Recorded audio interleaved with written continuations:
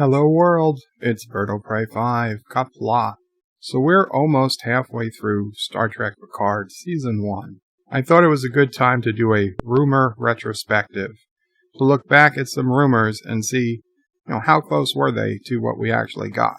There is one specific rumor that was posted July 23rd, 2019 on Reddit, the Star Trek Reddit, by user Star Trek 1982-2731. And he says, warning, Picard series summary contains spoilers, theory, and rumor. So, to be honest, I'm not sure how much of this is actual rumor, how much of this is his own theory, if he had any type of inside source, but this was almost 7 months ago. And the only thing we had seen as the public was the San Diego Comic-Con trailer, which had come out the week before. And, of course, we had the panels that happened at San Diego Comic-Con. So, using that info, and I'm not sure what else, Star Trek 1982-2731 came up with this. And I read it for the first time maybe a week ago. Peter Quinn sent it to me. Thank you, Peter. And I got to say, it's very interesting. I will put the link in the description if you want to read it yourself. I don't have the original Reddit link. I'm sorry. I do have a Pastebin link from July 23rd. There was no way that date could have been faked. I mean, it could have been earlier than July 23rd, but that's unlikely. So it starts out. Romulans are scattered across the galaxy, homeworld destroyed by supernova. Many factions, some loyal to Federation, some wanting war, seeking power and technology to rebuild their society, some loyal to the same ideals as Nero. And Nero was, of course, the villain in Star Trek 2009 who hated the Federation and blamed the Federation for not helping Romulus. So I would say that the senator we saw in Episode 4 certainly would be someone who had the same ideals as Nero. Now, I didn't say that they were loyal to Nero, because that would make no sense. The people loyal to Nero went back on his ship with him. But loyal to the ideals, I could see that. Going back to the description. Want to use recovered Borg technology to alter the past and reclaim prominence. You know what? That makes total sense. Honestly, we know time travel is a thing in Star Trek. I'm kind of surprised nobody was wanting or willing enough to use it to save Romulus. I mean, it's been used to save Earth. Well, it seems only fair. You would use it to save another homeworld of a great power. Certainly the Romulans must know there are ways to travel through time. Continuing. While the Federation eventually welcomed liberated Borg drones back into society, the Romulans are less trusting and have created a massive concentration camp to house former drones. That makes total sense. If not for the fact that Romulus was destroyed, I would say that would make complete sense. What would happen if the Borg fell? People wanted to come back. So here we go on. The Borg have been obliterated, and the collective has collapsed. Combinations of virus introduced by Admiral Janeway from the future, destruction of the Transwar Pub, war with Species 8479, it's actually Species 8472, but revolt by Unimatrix Zero, etc., lead to the failure of the collective. With the collapse of the collective, all drones become self-aware and unable to function. Technological failure means tens of thousands or thousands of cubes sending out distress signals asking for help. The rescue armada was the one led by Picard to respond and help to the liberated drones. To be honest, I really like this plot.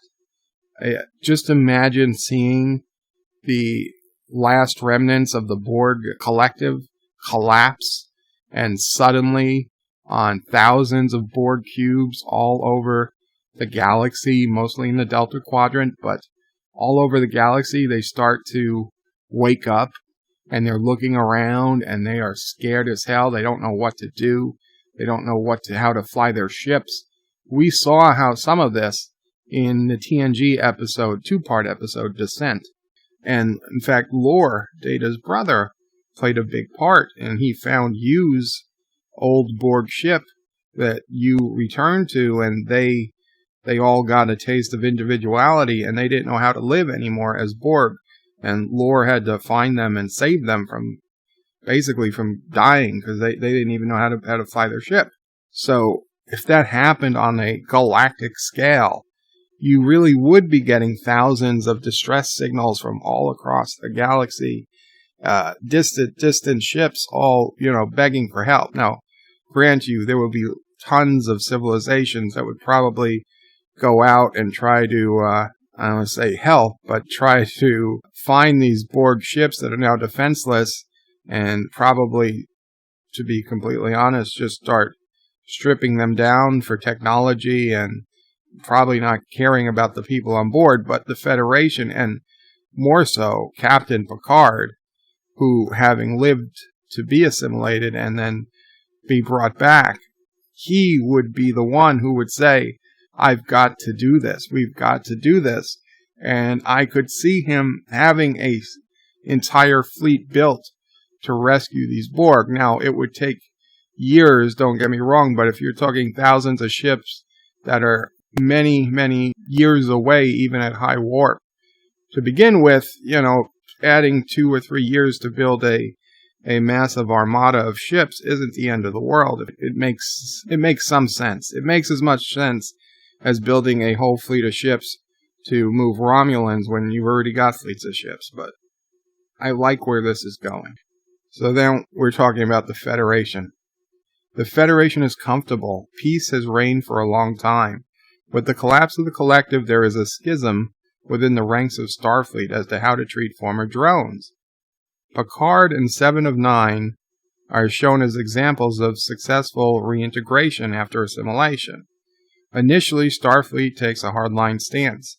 Picard resigns in a protest, and 7 of 9 stays, believing she can influence change.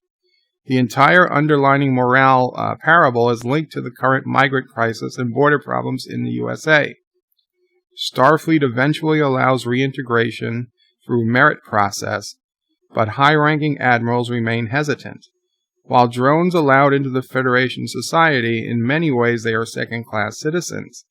There is an important policy vote within the Federation on the status of liberated drones. Deanna Troi speaks to Picard and encourages him to come out of his reclusive ways and advocate for more change. Picard agrees to do an interview for the Federation news service at Starfleet headquarters. I'm liking it. I think the mass introduction of Borg drones, or reintroduction of Borg drones back to society, would be a better parallel than Romulans, because Romulans, there are plenty of planets for Romulans to go to. If Romulans want to live amongst Romulans, and they probably would want to keep their empire, they can find there are plenty of M-class planets with no real populations Romulans could move to. But Borg, coming back, they are human, or they are Vulcan, or they are Tellarite. Those are their home worlds. And they want to come back to their homes in all likelihood. So that makes a hell of a lot of more sense. All the people that might have been killed at Wolf 359, at the first contact encounter, the Battle of Sector 001, these things, it makes sense that there are probably, and who knows how many other Starfleet ships were taken over the years. It makes sense that there's quite a number of Borg that are trying to come home, and yeah, I think they would be second-class citizens. I don't think everybody's going to be as enlightened as Captain Janeway's crew and treat, even 7 of 9. They didn't quite treat her as a true comrade until halfway through the season with her there. Maybe even never. Everybody, especially non-Starfleet people, they always had suspicion amongst her. So it makes total sense that people would be scared, right? They ended the Dominion War maybe 20 years ago, and now they're going to see Borg start showing up, and people are going to worry, are these people, can they be trusted? And it's going to be a problem. Now, I think this vote in the Federation was kind of this stand-in for Brexit, but as much as we've known about the Federation, And we think they're democratic. We've heard them talk about elections. We've never seen them hold an election. That could have been interesting, but it doesn't seem like we're going to get that in this season of Picard. To keep going, the female protagonist begins as a former drone in a Romulan penal colony. She only knew life as a drone and has very little memory from before. Very similar to 7 of 9, in that all she knew was the collective until the collective failed. The prison is inside the former Borg cube. A motley crew of space rogues attack the prison in an attempt to liberate some drones and steal some technology. They are a mixed crew with different motivations, some looking for financial gain, some are on the fringe of Romulan society who disagree with current policy, and some are former drones themselves. In the process, she escapes with them. This is the crew that eventually becomes the crew of the show. One of them is you. They share stories of their liberation from the collective. You tells her of Picard/Locutus. Tells her the story of the episode I Borg. Not everyone is like the Romulans. There are places that are safe and people who understand and are honorable like Picard. He tells her that she should make her way to the Federation where they are more welcoming to former drones. While walking the streets of Earth in the rain, she sees Picard in the Federation news service. He is being interviewed about the treatment of former drones in the Federation. His image is familiar to her. This familiarity, yeah, I think I said it right. This familiarity makes her know she is safe with him. She travels to Starfleet headquarters where she hopes to find Picard. When she enters the grounds of Starfleet headquarters, sensors detect her Borg signature, and a group of holographic security forces are dispatched to apprehend her. I guess this is a guy trying to make sense, or a girl, trying to make sense of what we saw in the trailer, and those people covered in black that look like ninjas trying to take down who was actually Dodge in episode 1. I guess they thought they were holograms. We saw somebody, it looked like they beamed away, but I could believe that, okay, it was a hologram. That makes more sense than a Romulan death squad beaming down to take her out instead of beaming her away. She fights them off and is observed by Picard. She approaches him and introduces herself. Picard knows her too, the way he is familiar with all drones as a former member of the collective himself. She tells Picard that the Romulans are experimenting with the drones, attempting to reactivate programming. Basically, they want to use the Borg as their army. She has been modified with some of the protocols of a Borg queen. She wants Picard to help liberate the drones from the Romulan prison and destroy the programming and research the Romulans have done to control and reactivate the Borg collective. Could you imagine how scary that would be? That the Romulans are on the cusp of reactivating the entire Borg collective under their control? They should have had this guy or girl writing the series. So far, this is a definitively better series than we've gotten. And I'll be honest, if you looked at my reviews, I like Picard. It's a good show. It's not a great Trek series, but it is a good show. But this is a definitively better one. So Picard goes to see Starfleet and ask for help. Starfleet is hesitant to help. They are unsure of Picard. The PR fallout from his interview is not showing the higher-ups in a good light. They eventually are willing to offer some support, but they need some evidence. The story from one drone is not enough to risk war with the Romulans. Even 20 years later, the Federation is not ready for a war like they had with the Dominion. Starfleet feels the Romulans are not a threat at this point. Picard introduced to the second female lead, leading cyberneticist, Federation expert on the Borg. That would be Dr. Jurati, expert in positronics and robots. She is seen as the true successor to Dr. Soong. They hit it off. They discuss data. She analyzes the female lead. There is Romulan tampering, but she is unsure of what exactly they did or are trying to do. Inside Lore's positronic matrix is the info needed to find a solution to controlling the Borg. As seen in the Descent episodes, Lore is able to create his own localized collective, which he could control. This is similar to what the Romulans want to do. Lore is in the body in the box in the trailer. Okay, well, we know now that that was B4 in the box because Jurati said it was B4. And it wouldn't make sense if the Romulans needed lore, then why wouldn't the Romulans have lore? But, okay, so the Romulans are trying to do it, so I guess the Federation wants to see what they're doing, so Picard wants to activate lore. Let me keep going. Picard is unsure if he should activate lore to find what he knows about the Borg. Goes to visit B4 Data. How do you visit Data? Okay, this is a dream sequence where Data is a stand-in for Picard's conscience. They play cards together. Picard decides to activate lore. With the help of the second female lead, Dr. Jurati, they extract info from lore and compare it to form a drone. Source code is similar. The Romulans are close to reactivating the collective. Picard goes back to Starfleet. Hardliners pushing back have taken control. Not happy with his interview, he cannot get anyone to listen to him. A sheer effing hubris. Decides to take things to his own hands.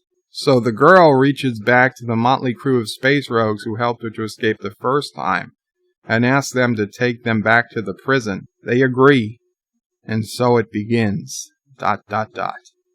So this was put together 6 months before Picard premiered, 7 months ago.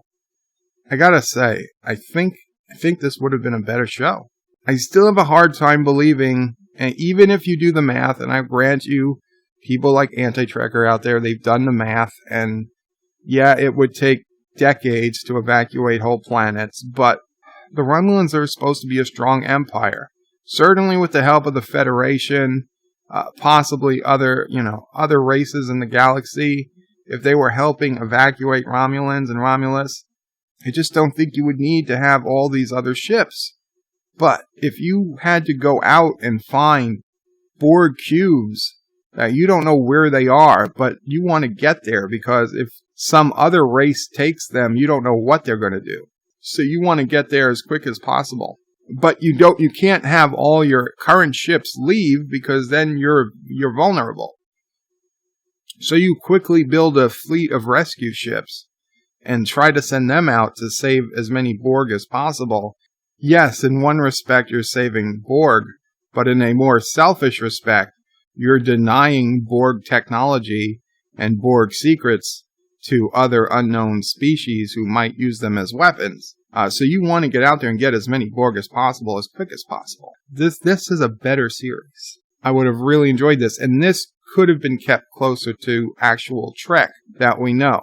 I mean, seeing Romulans with Irish accents, Northern Romulans with head ridges, and Southern Romulans without, it is trying. But this could have been great. Anyway, what do you think? Do you think Lore, Data's brother, is actually going to play a role in Star Trek Picard? Maybe Lore is on the Borg cube where you is, right? How did you become head of this Romulan operation? If Lore is on the Borg cube, and that Borg cube is massive, so just because we haven't seen him yet doesn't mean he's not there. And that is literally a city in space. God knows what is going on in other sections of that cube. We've seen probably less than 1% of that cube on screen. So anything could be going on that Borg cube. So Lore could be on that cube. He could be activated. He could be partially activated. Romulans could be trying to deconstruct him, even though they say that they hate synthetic life. Who knows what is going on? But if Lore's on that cube, that would be pretty crazy. Because I'll be honest, anytime somebody brought up Lore as being in Star Trek Picard, I dismissed it. I said, no, I really can't believe they're going to bring Lore in. It just seems like that would be too complicated even for them, but you never know. You never know. If they bring in the Mirror Universe and they bring in Lore, God, they would touch everything. And at this point, they're so close to touching everything that it's almost like maybe that's what they wanted to do. So what do you guys think? Do you think this would have made a better series than what we got so far? Do you think Lore is going to come up in Picard? Do you think the Mirror Universe is going to be a thing in Picard? Let me know in the comments, because this is some good old-fashioned Star Trek theorizing. And I haven't done this since Enterprise, really, because Star Trek Discovery, that might have done some theorizing, but it wasn't good. It wasn't good.